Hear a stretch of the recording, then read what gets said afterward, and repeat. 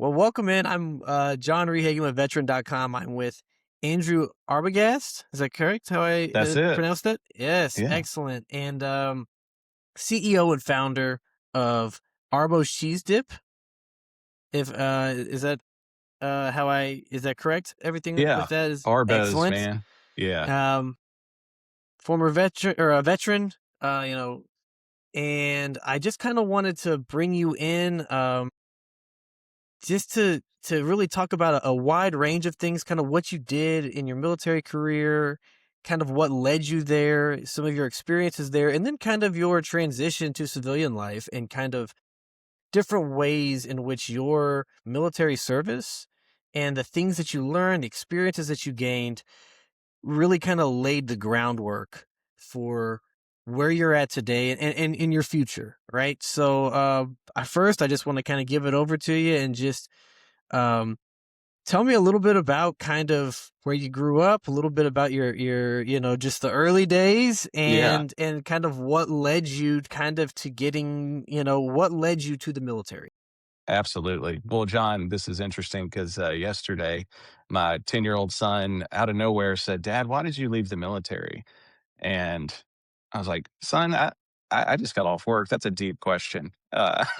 We need to spend some time on that when my mind's not cluttered. But I love kids, man. They're great. And so I am, from a family here in Memphis, Tennessee. It's where I was born and raised, and Catholic community. And generally, this community here, there weren't very many people that were leaving and joining the military. It was kind of the standard track of like, hey, we're going to pay for this private school, which my parents couldn't afford, but ran a newspaper out to do it anyway. And you're going to go to college and you're going to get a degree in business or finance, and you're going to come back home and spend the rest of your life here. And that's great. It's all about the community and everything. But I just did not fit into the mold, not because I didn't want to. I actually really wanted to, but I lacked a lot of direction. And so my mom recognized that probably in sixth grade when she decided to hold me back a year. And eventually, high school, all my friends are going to this local high school. She's like, "You're going to boarding school." And I was like, "Excuse me, what? Boarding school?" And I hadn't done anything wrong or anything that I thought that would have deserved that news. And so obviously, initially, I hated the idea of it, and then I went, and it was an all boys Catholic Benedictine monastery slash academy, and that's where I spent, my 13 years, 13 through 17, right? Just maturing very quickly. Now, I'll use that term loosely. I don't we'll say decision making is kind of 50-50, but, that being, a little isolated in the middle of nowhere in Arkansas and not able to do anything, on the weekends and that sort of thing, it was kind of like that, "Okay, I know what boredom feels like. I know what that looks like," right? And I'm looking for some excitement now. And it was around the time 9/11, and I'm like, "I am interested in this," not only because I want something, a purpose bigger than me, I still am lacking some, not ambition, but direction. I don't know what I wanna do for the rest of my life, and so I joined, Army ROTC through college, right? I took an ROTC scholarship at a school in Missouri, and, basically went from Arkansas to Northwest Missouri and just like hit the pavement, like getting into all this stuff, man. I loved it. Was back in the days where they still had BDUs, and I was like getting them pressed and everything, shining my boots. I was obsessed with this, right? Um, and I tried hard, and I'm really put myself out there. And by the time graduation comes, as you know, commission as a second lieutenant going through ROTC, it was like, branch day. And I'd submitted that I wanted aviation. And, the laundry list of different branches within the Army itself, I couldn't even recall five of them. But among those, aviation was the top. Because for me, like that's a sexy job. I really want to go do that. I would love to be able to fly one of these gnarly machines and support the guys on the ground. So that's what happened. And I left there, went active duty, straight to Fort Rucker, Alabama for flight training for 2 years, and ended up selecting Apaches. And so that in and of itself was just like even a bigger concept for the army. For me, I'm like, "Oh, I'm in the army, but you're an Apache pilot?"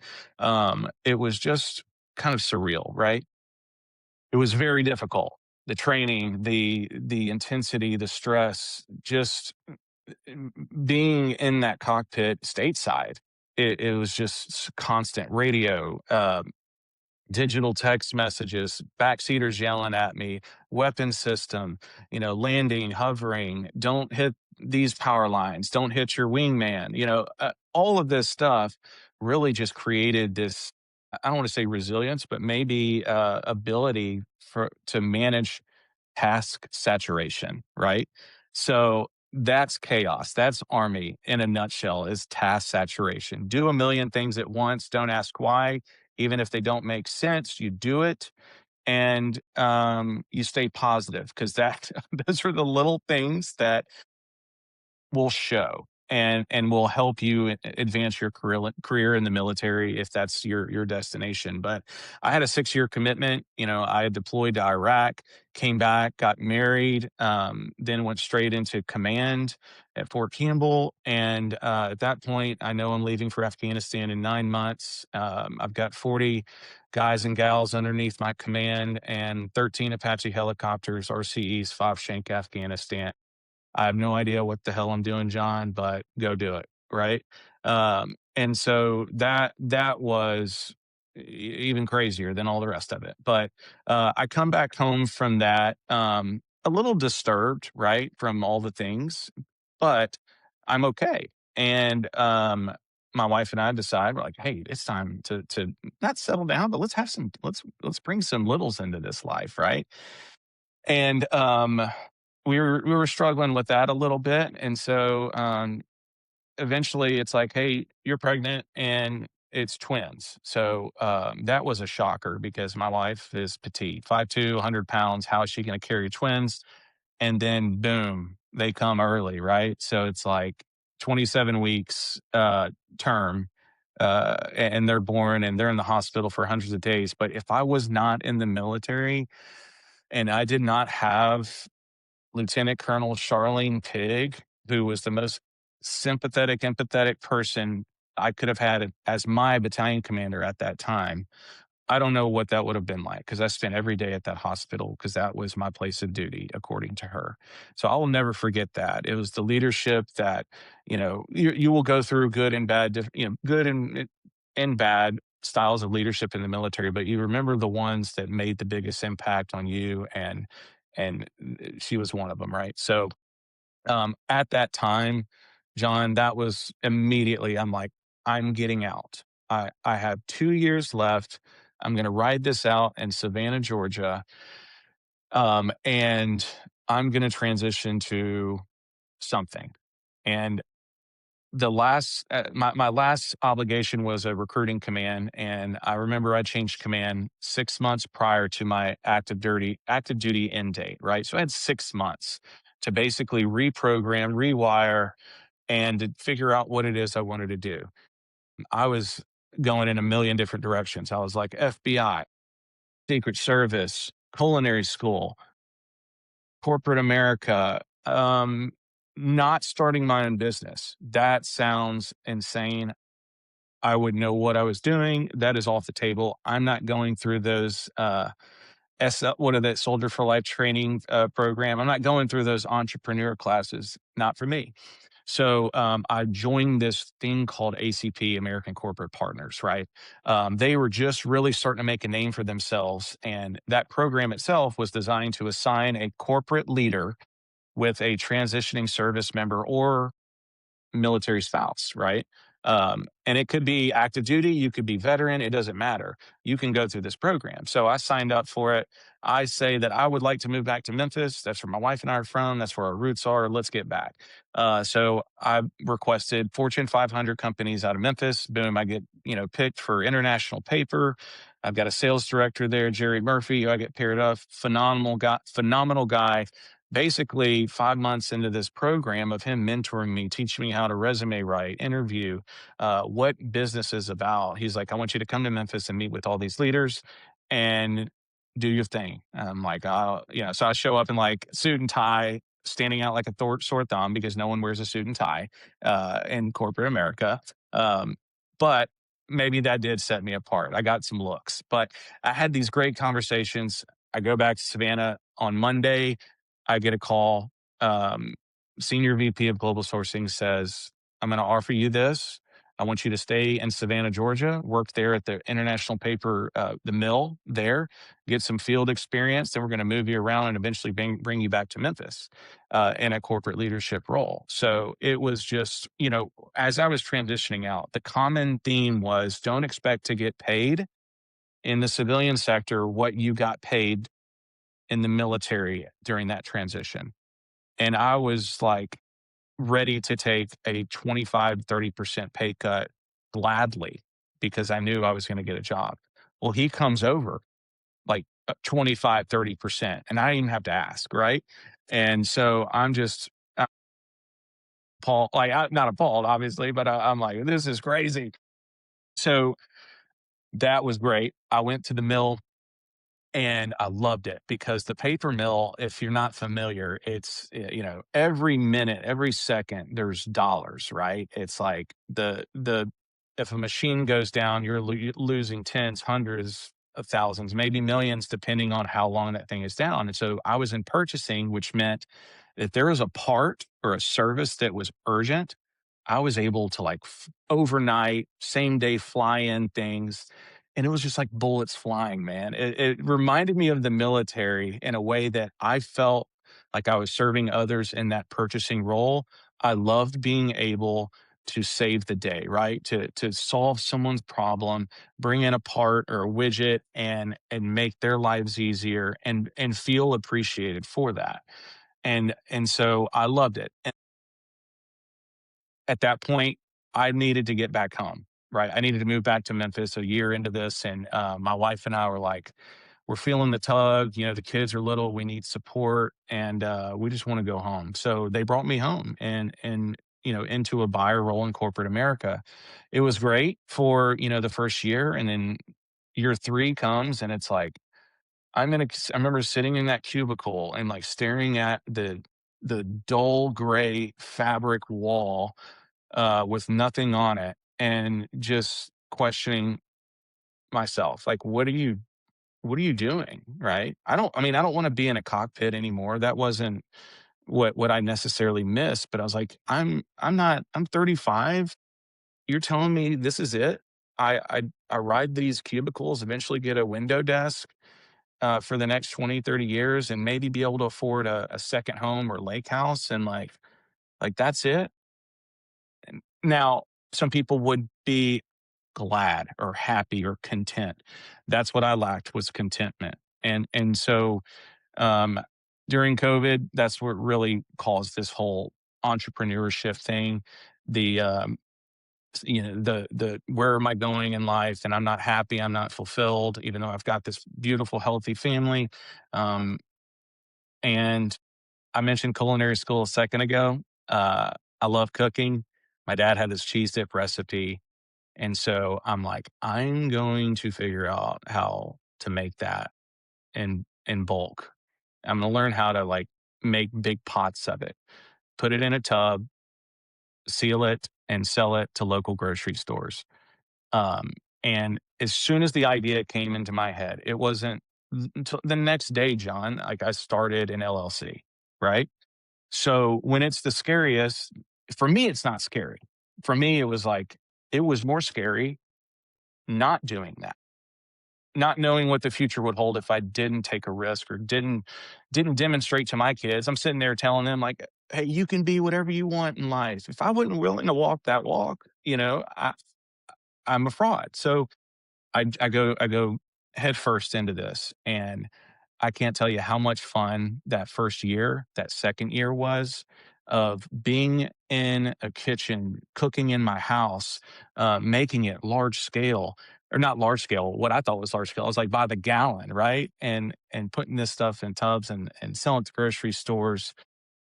And man, the dream came true. I don't want to spoil it all right now, but it's like we just turned 5, and I did not imagine being where I am right now this quickly. And so I cannot thank all those things I just mentioned, and there's more, right? But if I hadn't have gone into the military, I wouldn't be here talking to you right now. Well, so a few things. First off, that was super inspirational just because I could see the passion I could see it kind of coming. And I think so many people resonate with the idea of, man, like, is this it? And like you said, it's not saying that, there's a multitude of different scenarios out there where people would die to have potentially what you had in that situation, right? When it comes to jobs or what have you. But every individual is different, and sometimes having that drive to push you to kind of go beyond is something that just has to hit you. And it's crazy. Before I worked for veteran.com, I worked in a newsroom, and during COVID, I was the only person, I was one of like 3 people in a newsroom, and I was working from 7 AM to 7 PM or 9 AM to 7 PM because I was the only one in there handling a bunch of just tasks. And like, there was a point where I was kind of like, is this it? Like, what am I doing here? So when you said that, it really resonated with me. One of the things that I thought you said really interestingly was task saturation. I do plan on revisiting that a little bit later in this conversation Mhm. because I can't stress I can't imagine that how much that did play a role, because when you're starting a business, it is chaos. My parents started businesses. My dad had a construction company and my mom had a beauty salon. And so I came from a home of just pure entrepreneurial background, and my wife's father owned a restaurant. And so and my wife now owns a business. So we kind of are going, so it's weird. And so there's obstacles there that you don't necessarily expect. And because you don't expect it, it can be chaotic because it's just like boop, it just pops up and you got to pivot and you just got to, and it's different. But I kind of want to touch on, so when what you said, a purpose, it drove you to purpose. Was there anything that happened in the military when it came to peers to lean on, higher ranking superiors that you could that I don't want to say gave you advice or inspired you to maybe go down this road, but was there any situation or an experience where you were like, if I wouldn't have maybe known blank, blank, and blank had I not talked to these folks, and this is how I would, you know what I mean? Is there something like that that kind of really resonates and sticks with you a little bit? There is, and I wouldn't even necessarily point it to an individual or individuals that um, led me to this in a way indirectly, but it was really more of experiences and failures, honestly. The military is, I mean, if you don't like failure, don't join the military because it's not if, it's when, and if and when in the same day, right?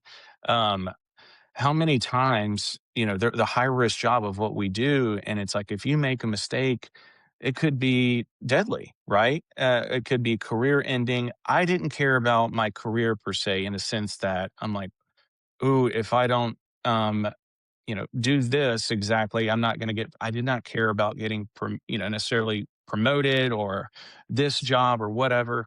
I just wanted to serve and do right by my peers, my subordinates, and my superiors.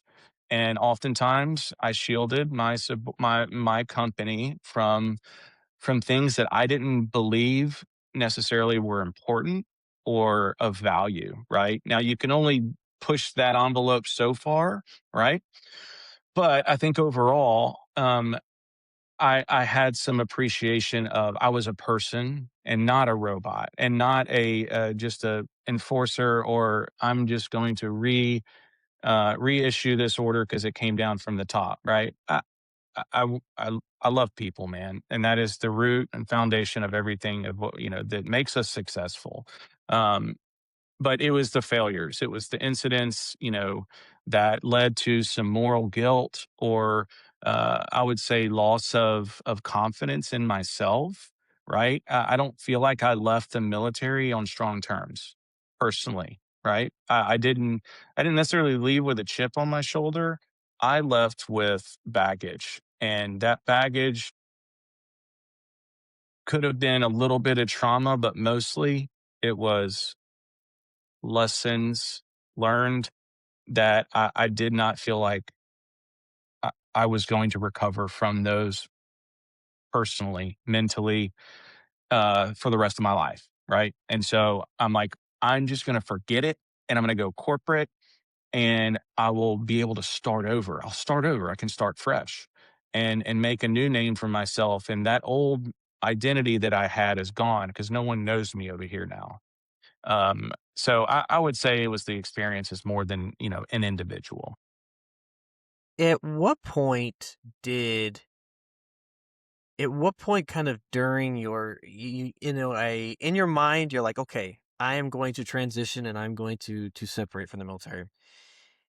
And you kind of said some things that I thought were really interesting where you're like, well, I might do Secret Service, or I might do FBI, or I might do this, I might do culinary. When you were in that situation, what are things that you looked at? What are areas for, or I'm going to say resources for a sake of a word, but what are areas where you looked for advice or maybe guidance on what to do that? And what would you recommend to maybe other folks who are in that same position who are thinking about maybe getting out and they're just like, well, but I don't know where to start. I don't know where to look. I don't know. Man, it's crazy because we're coming up on 10 years from when I left the military in 2017. And back then, all we had was Google and YouTube, right? I mean, now it's like Chat GPT could probably do the interview for you and you wouldn't have to show up. But I do remember I'm going to say a self starter, but I wasn't going to wait for anyone to tell me exactly what I needed to do. I was just going to start moving. And while I was moving, I'm going to be having all of these conversations, meetings, phone calls, emails that are going out, because it's like you're creating this um basically like a separate universe of these are things happening. The more activity that I do, the more that will come from this, and I'll have options, right?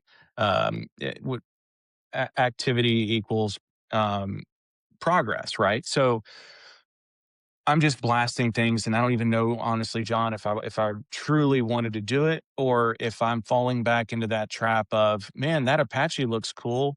Hey, FBI looks cool in the movies. Secret Service looks cool in the movies. I've got a resume that will support this transition. Um, and it just so happened that timing was the problem.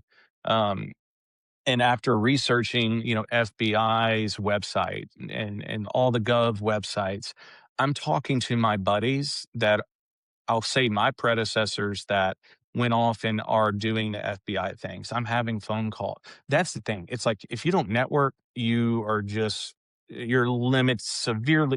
So essentially, I'm tapping into friends and predecessors of mine that have either know someone that was FBI, and it's like 3 people removed, but people are willing to have conversations with you because of your veteran or active duty status. People want to help you.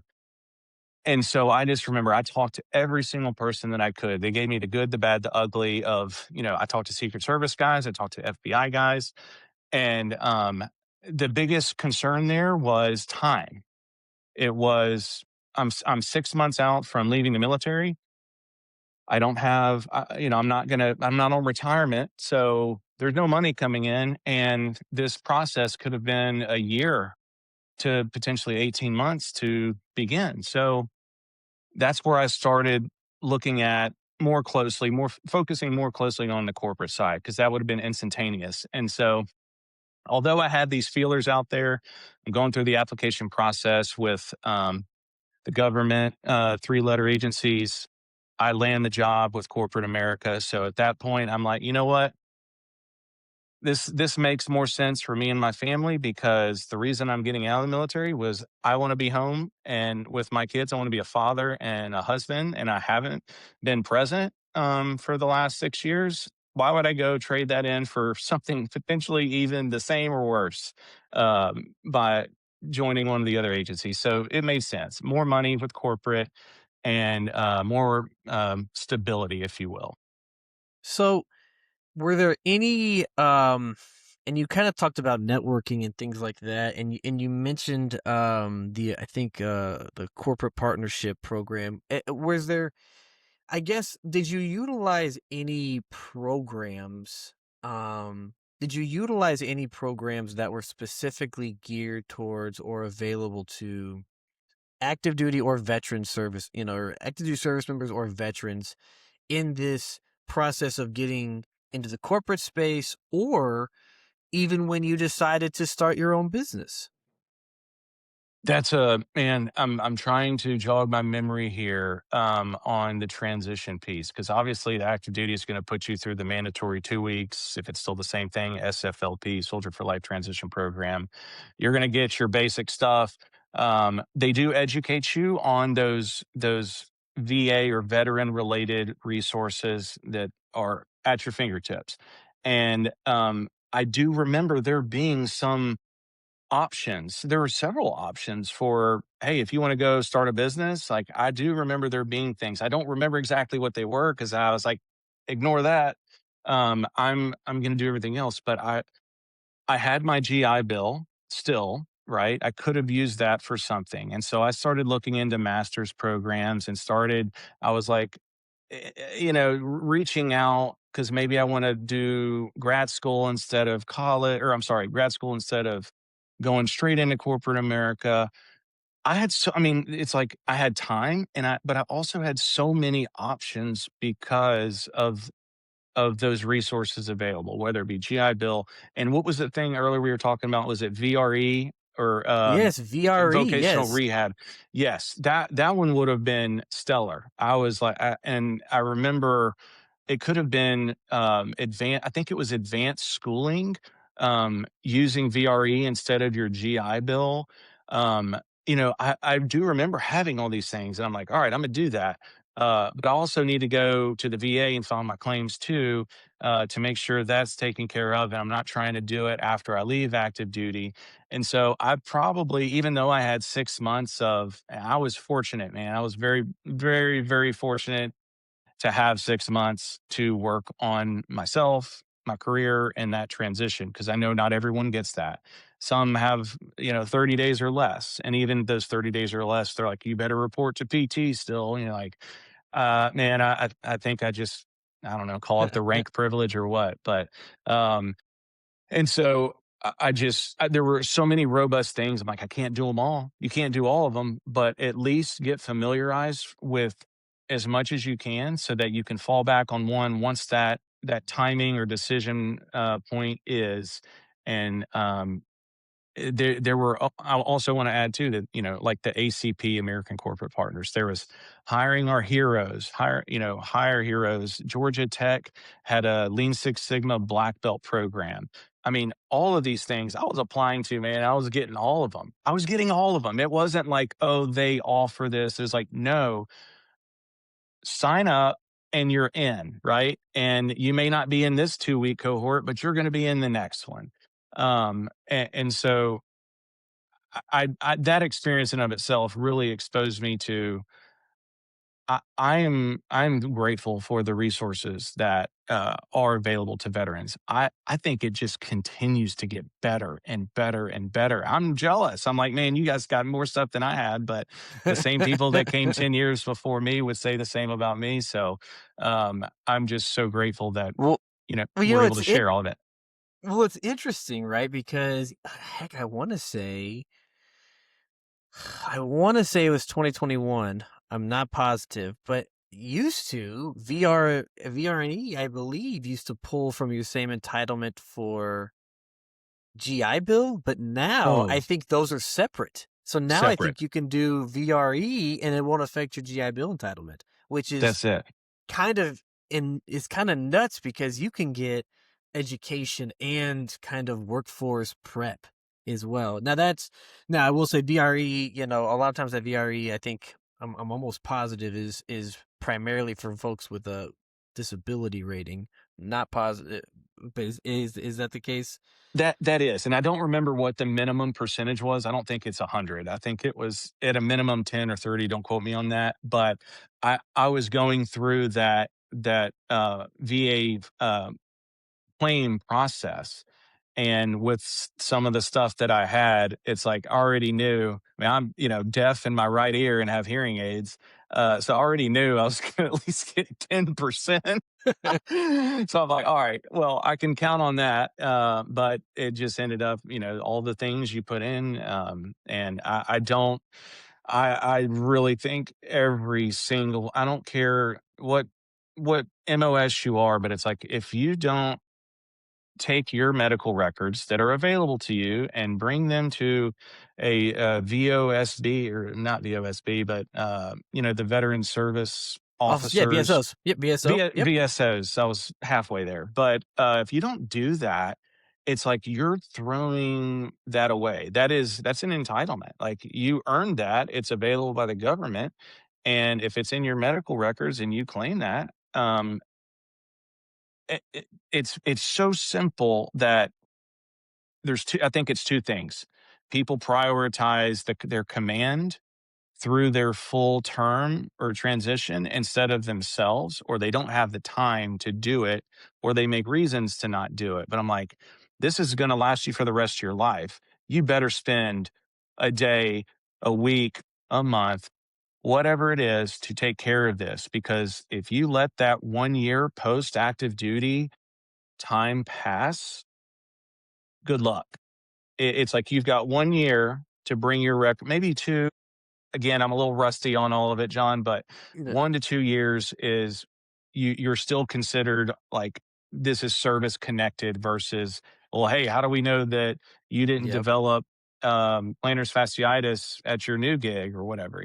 So it just becomes so much harder. My younger brother, same thing. He got out. He was a Marine, 0311. I'm tough. I'm tough. He could beat me up easily, but he has all of these problems that he didn't go to the doctor, he didn't file a claim, and now he's trying to, and nothing, man. Well, So it's and it's I work with a former veteran, or I mean not a former a former service member who's a veteran now who helps a lot of transitioning service members in the VA claims process, mhm. and you know it's always interesting to me because you said something. I hear this so much because we do so many. I do so many surveys for our readers in our email groups, and I also talk to veterans all the time. And so many people say, "Well, I don't." You mentioned your ears, right? There's a very common phrase, and I think at least I've heard it a lot, where it's tendonitis tinned, right? Where you get 10%, you can get Yes, 10% with your ears, right? And they're like, "Well, I don't need to get that because, there's folks who have, had major things and I don't want to take away from them." And there's this mindset of like, I'm not too, martyrdom. yeah, like Yeah, I don't, you kind of mentioned your brother where he's like, I don't need it. I'm not one of those folks who can't live my life.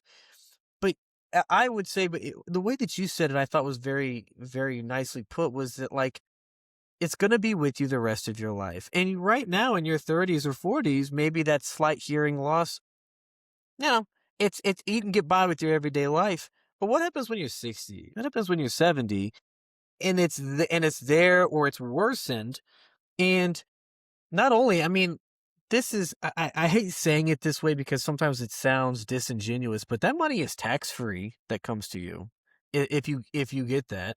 But on the flip side of it, if you have sacrificed one of your 5 senses, um, you know, that we need to just operate as a human, um, I don't think it's a, "Oh, you're just milking this." You know what I mean? I just don't think I don't think that's a fair claim, and honestly, I feel very I don't know, I feel very uncomfortable when folks talk about, like, "Well, I don't wanna file my claims because that's just I don't need it," or "Folks don't need it." I hate getting into that conversation because I No, think it is so misplaced, and I also think too, when we talk about these things, you kinda mentioned it, but when you get to this VA disability aspect, you now get access to programs like VRNE, which can help advance your professional life post-military. Not to mention, it can also help with Yellow Ribbon if you wanna go to oh, yeah. college, and it can also help with, what is it? It can also help with the VA loan. You don't have to pay a funding fee, which is thousands of dollars on the No, loan. dude, it is, it's incredible, and you just don't know because no one on active duty knows, right? Like, no, I would say they don't know, but they haven't experienced it themselves. They can so it's not a priority. Maybe things are changing, but when I was getting out, no one in my command told me, "You need to go to the VA and start." No, and I don't blame them for that. It's probably because they didn't know. They didn't realize, right? And that's where that disconnect was. I hope it's gotten better, but it's like, I think there is that it's siloed where the VA is over here, and they're not gonna tell you anything because they don't know who you are yet, right? And so you've got to own it and do everything. And even if it's not something that you think is an issue right now, such as hearing loss, right? Which is the silent killer. It's like it may not be mine. It was immediate. Mine was a shotgun blast. I was on active duty. Didn't happen in combat. It was a hunting accident. I was on leave, and it was instant. Also took me off like flight status, right? Like I couldn't fly um, anymore from that. But at the time, it wasn't full hearing loss. It was like 40% hearing loss. Well, now it's 70, right? And if I didn't go and say, "Oh, I can still hear fine because my left ear's good. It's just a little muffled over here." If I didn't go in and claim that, I right now I'd be like, "Hey, nothing has happened since that event.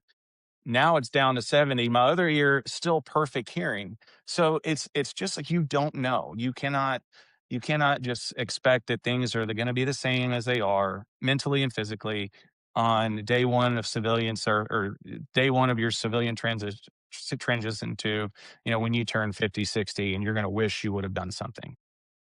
Well, I wanna now turn to Arbo's cheese dip, because I think that this is such a cool component of this, and that is that you were kind of just thinking, okay, you got the job, you got out of you transitioned from your, military service to the private sector civilian, life, and you got the job, and then you just one day want to just, you know what? I mean, and you mentioned the pandemic, but you say, you know what? I've got this burning passion. I want to do this, and I have no doubt in my mind that we have readers and folks who are maybe active duty now that are like, I think I know what I want to do. I just don't know how to do it. What what are things that you would recommend as advice for trying to go into entrepreneurship? As far as what are the things that you ran into during that process that surprised you? And what are things that you kind of knew? Like, what's a good starting ground? And maybe what's an area? And is there any sort of military, I'm gonna say, program or anything, or is it kind of like a local thing where, hey, you should reach out to this, and this in your area because they could potentially help you? Is there anything like that that can kind of get folks on that track who are wanting to pursue that entrepreneurial kind of post-military career? And so much to unpack there, John, and I'm going to do it as quickly as I can, Yeah. because I want to cover a lot. But it's interesting. I learned that I don't know studies that show this or whatever, but it's usually the people that don't want to be entrepreneurs are the ones that become the best entrepreneurs. And I'm not trying to, pat myself on the back, but I hated it. I hated the idea of it. But you reach a turning point, right? Whether that was aging, maturity, life, fulfillment, purpose, and you're like, dude, that was my calling at that time to say, all right, I think I'm going to do. No, I know I'm going to do this. Well, what I needed to be equipped with after that decision was made is grit.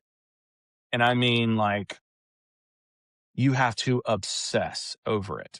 You have to be, people are going to think you are insane with what you're doing, and they're not going to understand it. And you're going to have to deal with that. You're going to have to accept people giving you feedback or don't quit your day job or, hey, I would run away from that. It's not a profitable business because something as simple in one word or sentence like that could be the reason you don't do it. So if it's not something that you fully believe in and are passionate about and are willing to get your hands dirty, I mean, businesses are going to be different. So I'm not talking like tech stuff. I don't even know anything about getting your hands dirty in tech. But I come from I'm I'm getting third-degree burns on my fingers because I grab a pot that I forgot was too hot because I'm task saturated, like we talked about earlier, right, in the cockpit, and I've got, 2 pots going over here. I've gotta cut this cheese. I've gotta open these cans of tomatoes and chilies. Dang it, I've left that pot on too long. I can smell the cheese burning. I'm sweating everywhere. This is not, it's not clean anymore, and, I'm so thirsty right now that if I don't, like, chug a Gatorade, I might pass out, right? So, all of these things coming at once, and this is at 7, 8, 9, 10, 11 o'clock at night. This is 1, 2 in the morning. You've gotta wake up and go to I gotta go to work the next day. I've gotta get my kids ready to school because that's what I told my wife. I was like, "Hey, I know this is not something you're comfortable with. You're more risk averse. I'm, like, the dreamer, and I'm putting you through all this, so I'm not going to slack on my other duties. I have to do it all and show up for work and be present and all of these things at once. So it's like, if you don't have that or you're not willing to do that, I wouldn't go any further. And I'm not trying to deter people. I'm trying to help someone figure out it's not just, oh, I want to start a business. It's like, okay, well, what? Why? Why do you want to start a business? What's the why behind 5 years from now? What's going to be your why? And it may change, and that's okay. Mine initially was I love cooking. Well, a year into it, I freaking hated cooking. I despised it. I'm like, I'm so glad I didn't go to culinary school. Um, for me, the purpose changed. It went from cooking to I want to inspire others, right? And then it's like that there's a lot of vanity metrics that come from the success of going to one store to 2,020 states in a matter of 2 to 3 years, right? Like, that's crazy. That's what happened. Um, well, eventually you're like, if my margins aren't good, revenue doesn't matter, and I almost lose it all, right? I did. Frankly, I lost all but 100 stores and had to rebuild them. So then my purpose and my why changed from I don't like cooking or yeah, I like cooking to I want to inspire others to I am not giving up. I'm not quitting, right? And all of these things fall back to military. It is I failed several times in the military and I saw no way out of it. I accepted the failure, but didn't really come to terms with it. And, when this thing happened, I'm like, not on my watch. I will not give up. I will not quit. I don't know how. That's where I got to fall back on my faith and pray about it and use the people that are closest to me that believe in me to kind of give me a reboost. But um, it's almost as like why you started it to why you're doing it now. Expect that to change, and that's us evolving as humans, and that's why I love entrepreneurship, because it's going to teach you more about yourself. It's going to test your absolute limits in different ways than the military could.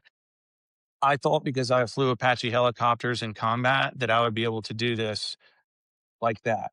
And maybe it felt that way the first 2 years, but I recall being like, "Man, I failed finance in college."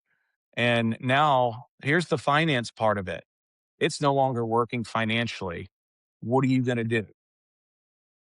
You know, there's so many things that you said that I think are so valuable, and that is that military teaches you how to fail, but you're going to experience failure in military. But I think one of the things that my dad kind of always told me was that like failure can be the very best teacher you ever have, because it will teach you, what was it? My dad liked logic puzzles, so he would always give me logic puzzles as a kid, and he'd be like, if you're wearing blue jeans, that also means you're not wearing khakis. Like Yeah, there's two facts the here at black and once. white. Yeah, Yeah. there's multiple facts at once kind of thing. And so he was like, when you fail, the only thing it tells you is that that didn't work. So now you've learned that that doesn't work.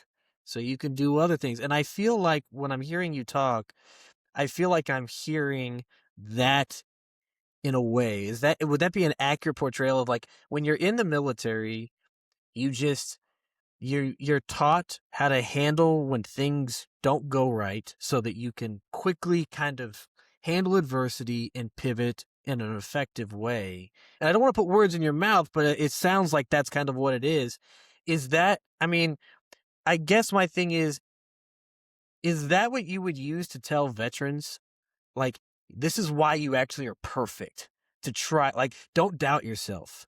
If you want to start something, go for it, because you have the training. You have, I mean, specialized adversity training, one could argue, because you've been through it and you have to pivot and you learn how to pivot quickly.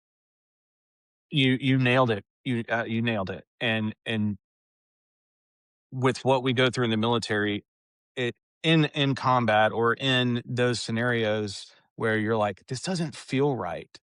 Your gut, your instinct. And and whether an order comes in and that pressure comes in, you're like, "Well, I gotta do it." Everyone's looking to me to do this, and it's like you go through with it, and it's exactly what your gut told you, right? It's like you kind of expected it, and then it happens. You're like, "Okay, my gut was right. Listen to my instincts." Now, you're still gonna make mistakes because there's gonna be new challenges that you haven't gone through before, and they only get bigger, and as they get bigger, there's a dollar sign attached to that, right?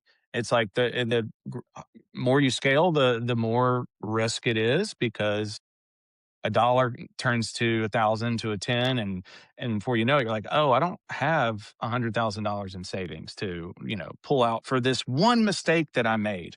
And what was that mistake? Could I have avoided it to begin with? No, I had to go through this. I had to learn this the hard way.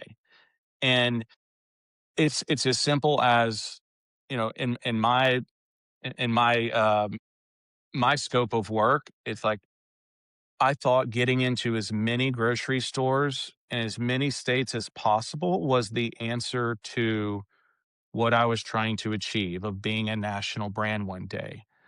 And guess what? Not every retailer treats you the same. One can wipe you out in a moment, right? They order a product, decide they don't want it, they're not paying for it.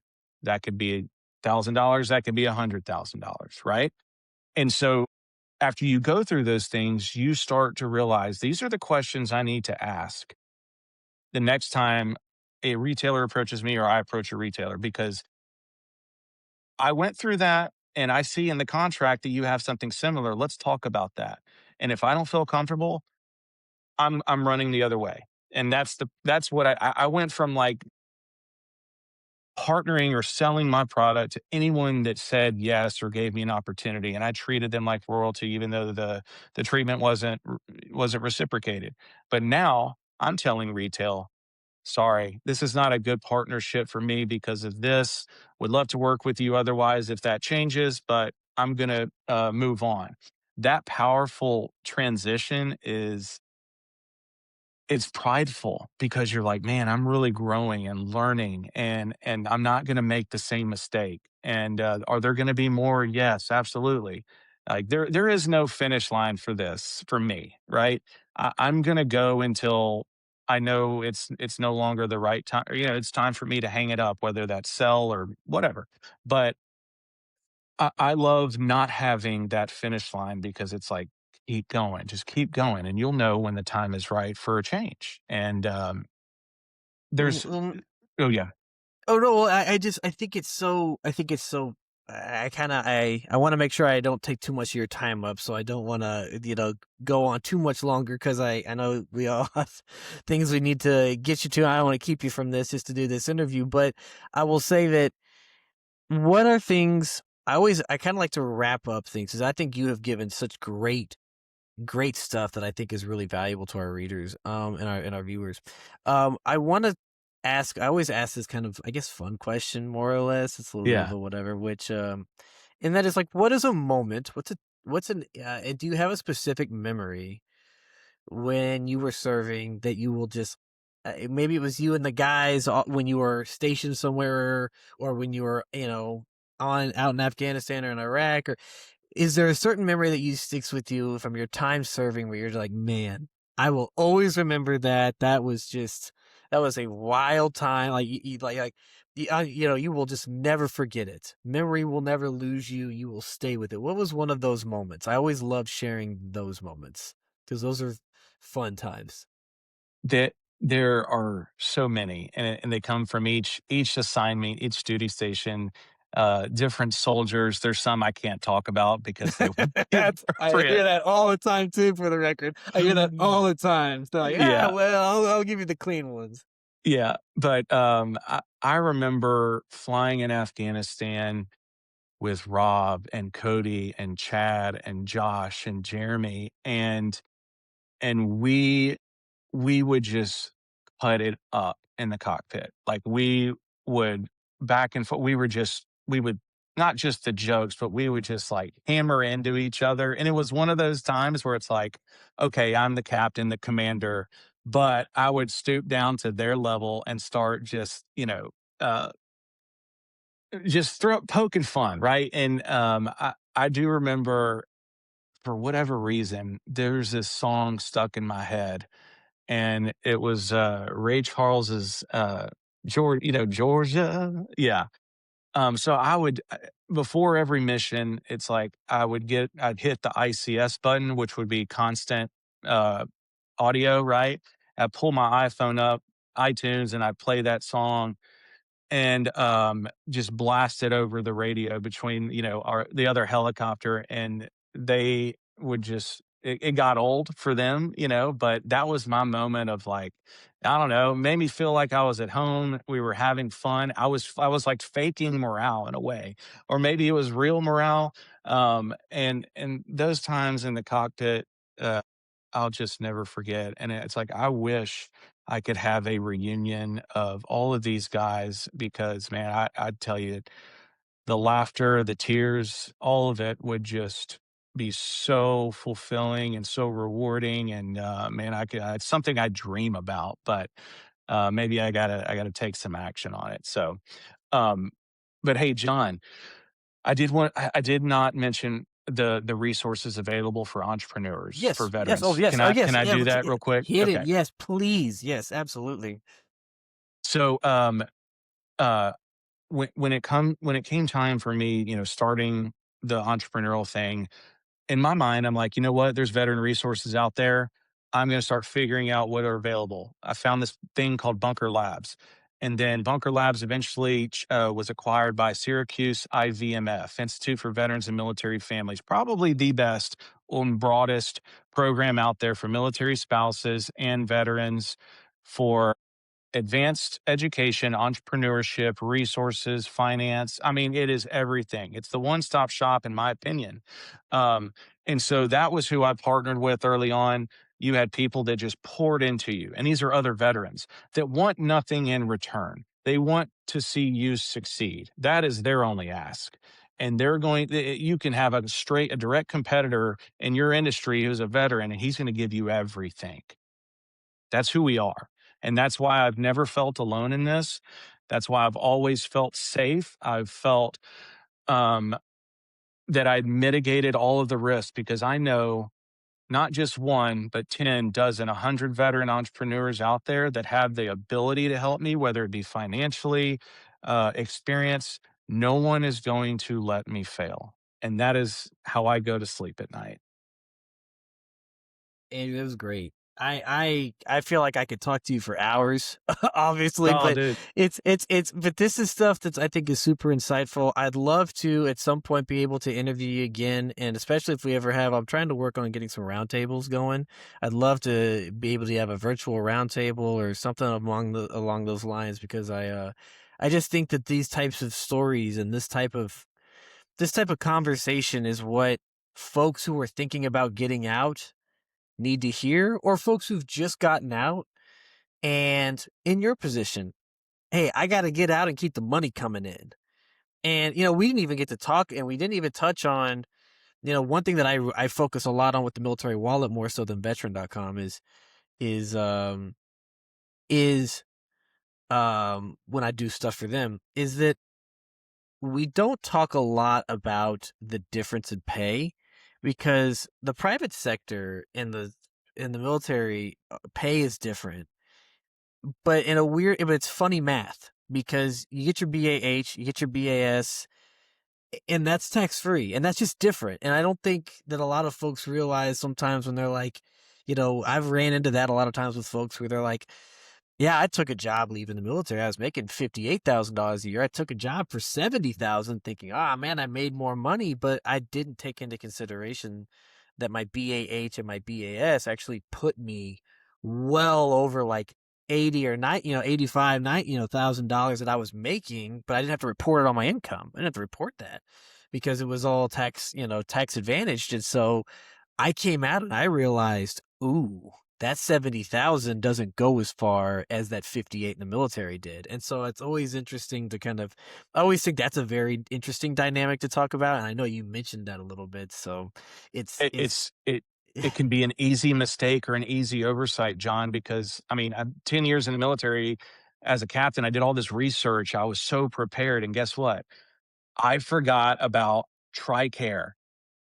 I did not factor my medical expenses into my salary. I don't know how I missed it, but I'm like, I thought, yeah, even though I didn't ask for a pay increase, but I'm like, "Oh, we're gonna be making this much more." No, TRICARE was 20 to 25% of, like, in addition to what my pay was, right? So that part, absolutely critical. Don't think that, unless you get full disability, but you got a family, it's your disability is not gonna cover that, so well, yeah, I mean, and we live in a time now where healthcare costs are crazy. So it's just I like know. knowing how much that insurance and all that, it's a huge deal. But Yeah. anyway, I say that again, Andrew, thank you so much. Arbo's cheese dip, I can't wait to find it. I wanna order some because I'm like, my wife and I are like grazers who do that. So I'm like, Oh, I man. It's definitely a meal wanna get replacement. it. Well, I appreciate you sitting down and talking with us, and thank you for your insights. And I hope that a lot of veterans can hear some of the stuff that you said and take a lot of opportunities to kind of grow off of that, and have fun at CreatorCon. Man, that'll Heck be yeah, man. I'm so excited. so. Yeah. Oh, well, John, it Thank was you. an Oh, absolute pleasure to be on with you, and I appreciate the time. I enjoyed it.